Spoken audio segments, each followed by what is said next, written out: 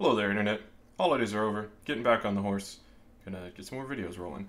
So, I wanted to talk today about something that's a pretty common stumbling block that I've addressed in pieces in various places, various videos, which is that right now, you believe a bunch of really dumb stuff.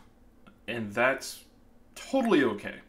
And this crops up for people very quickly. They're cruising through their life, they're having some experiences, right? Stuff happens, they respond emotionally to it. Sometimes it's cool, sometimes it sucks. Then at some point, the thought arises, maybe I could do better than this. Maybe I could actually have a little bit more influence on the proportion of cool to suck that I experience in my life. And so they start looking around and they start trying to make some efforts. And usually, rather quickly, they have an experience of insight. Boo! It's clear exactly what's going on, what my patterns are that are leading me to the sucky experiences. Okay. But with that clarity comes the realization that a lot of the things that they believe, that they've internalized, that they've sort of attached to their identity, are wholly unfounded.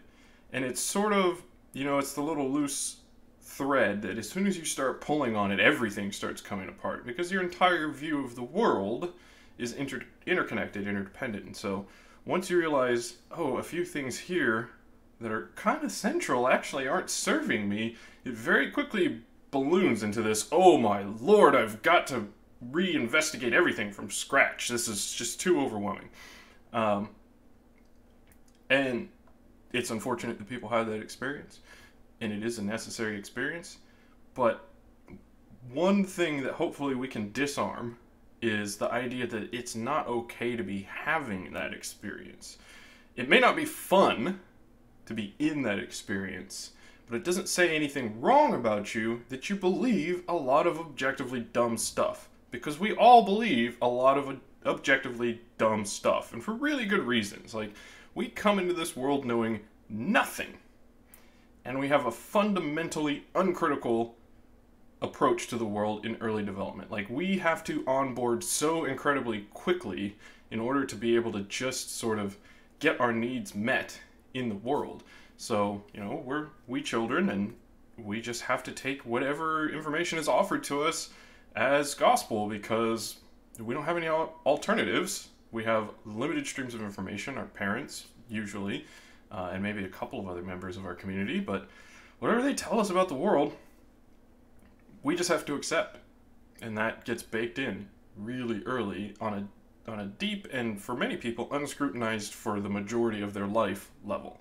And an unfortunate fact of child rearing is that every child is surrounded by a host of barely functional adults. Like, most of us are not good at being human beings, and we pass a lot of our deficiencies directly on to children because, they ask the questions and we don't know the answers, but we gotta tell them something, right? So we do our best, and it's not always that great. And most of the views that we're exposed to through this process have never been scrutinized. It's a thing that your parents believe because their parents believed it, and their parents believed it because their parents believed it, and it just goes back very far, usually, for a lot of sort of core ideas that we have about how we're going to relate to the world.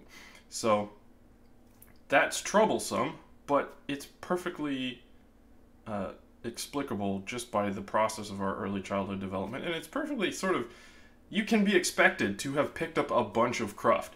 Not the least because adults really like lying to children.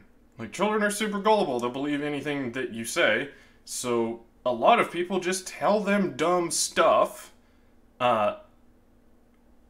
just because it's a laugh, and then, you learned this dumb thing from your uncle when you were 6, and you believe it into your 30s because it's never come up again in your life.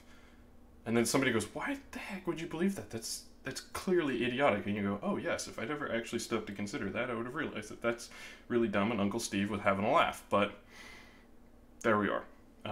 Side note, that's always bugged me. When I was a child, the adults who I respected were the adults who didn't BS me and just were like, here's how it is, right? and consistently gave me correct information. Like, as far as I can tell, like, my grandmother has always just treated me like another adult and has been like, here's how the world works. And I loved it. And so my personal quest is not to ever lie to children. And if you're out there and there are children in your life, don't lie to them. Come on, be nice. Anyway, that's a tangent. So problems that come up in finding the dumb stuff. Anything that is firing off inside of your mind is inherently persuasive. It's, you know, if you were able to break down the calculus of should I believe this idea, the overwhelming majority of whether or not, you want to believe something, you're inclined to believe something, is it inside of my mind or is it coming from an outside source? Anything inside of your mind is like already over 50% towards believability. It has the tiniest hurdle to get over. And that's a real problem, because if you don't take things out of your mind and put them somewhere so that they get reflected back at you, you just won't see through them. So talking to others, really great for this. It's really nice to just expose your interior state to other human beings, because other human beings are real good at pointing out, like, that is real dumb. What are you talking about? And as long as you are emotionally prepared to have that experience and you don't have a negative reaction, you can learn a tremendous amount. I was really lucky in that for some reason that's a idea that I hit too early. So I would like hang out with people when I was in high school who objectively, obviously didn't like me. And you know how it is when you're young. You have like enemies and stuff. I don't know, ridiculous. But because they're really critical. And either they're going to say a thing that's true and then I learn something and grow, or they'll say a thing that's not true and then I just discount it. And if you're not profoundly emotionally engaged in people saying nice things about you and everybody having a good view of you, this can be a really useful tool. Just find somebody who doesn't like you and tell them what you think, and you'll get a lot of great critical information. And that works really well because somebody else's dumb belief is always obviously dumb, right?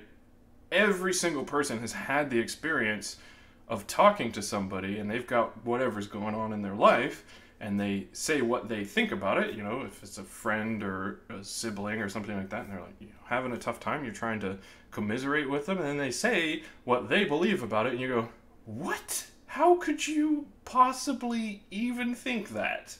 But you can't do the same thing for yourself, right? If the situation was reversed, and that person was commiserating with your problems, they would probably be having the same experience. It's a symmetrical kind of thing. We're all really bad at diagnosing the dumb stuff in our own brains and really good at diagnosing the dumb stuff in other people's brains, which is the argument for interrelating with your fellow human being. And ultimately, like, that's the goal of the sort of the liberal arts education, is not necessarily to teach anybody any particular skill, but to just take a bunch of young people and mash them into a place where they're going to be challenged by beliefs that differ from the things that they got from their communities, and that's going to give them an opportunity to bounce off of other human beings who will go, that thing you think is dumb. Over and over and over again, you kind of get shorn of a bunch of silly ideas in the ideal, and you come out better positioned to engage constructively with the world as it is. So get out there. If you're not, you know, a human being who's in an environment where that's happening regularly, find an opportunity to just talk to people and expose some of your interior state, and they'll let you know what parts of it are dumb. If you are practicing on your own, though, if you're just coming at this from a place of, you know, like, I'm an adult human being and I'm not in any communities that are engaged in this sort of thing, but I really think that I got to make some improvements, that's where you do like journaling and recording and listening. Get it out of your head, and then future you can come back and experience that as something that's coming from the outside. Take away that majority of the way towards being believable that it gets just from being inside your head. And it's alarming how often you write down what you are sincerely believing in a given moment, and 3 hours later it is obviously nonsense. So that's something to really work into your practice and to make a really regular fixture of it. And be aware that while all this is going on, your dumb ideas and beliefs will protect themselves. And this is an experience that I think that a lot of people are a little bit alarmed by, but you know, what are you gonna do? We gotta face up to things. When you start challenging the things that you believe, you will get a lot of bogus information that whatever you're doing that is creating that challenge needs to get out of your life as soon as possible. And I joke with people all the time that, like, when I start talking to people about what I'm really interested in, which is helping people be happy human beings, I lose friends so fast, right? Everybody that I start talking to about it goes dark in the relatively near future.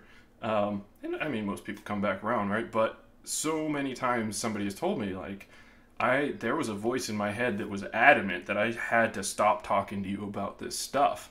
And it's like, well, that voice is not serving your well-being, so stop listening to it. You know, give it a name, get that identification process working on it, and the next time it comes up, go, no, you're being ridiculous right now. I'm going to go, you know, talk to my buddy Brian, or whoever you have in your life who will listen to your cockamamie ideas and helpfully point out when they're silly. So that's the main thrust. You, as a human being, having experienced decades of life, will have accumulated a bunch of dumb stuff that you believe. And if it never gets out of your head, if it's just bouncing around in there, it's always going to be believable. So get it out. Expose your interior state in some way or another. Get it reflected back at you so that you can see through it. Or ideally, you know, let another mind work it over and find a way to unmask the silly stuff and give you that critical feedback so that you can leave that behind, start moving down a path that leads to less suck and more pleasant. That's basically that. So now outro stuff, right? Like, we're halfway through the year 2018. I hope you've been keeping it wholesome. I saw that I have some new subscribers, and that's rad. I like that. I'm not just speaking out to the ether forever, and I don't think at this point we've crossed the threshold where it can't all be like my mother and my grandmother, so awesome. If you have, you know, comments, questions, whatever, put them down there. I'll probably make a video about them. I actually am a lot more insightful when other human beings are asking me stuff than when I'm sitting here trying to think of stuff for myself, so that would be grand. And other than that, just keep on practicing happy.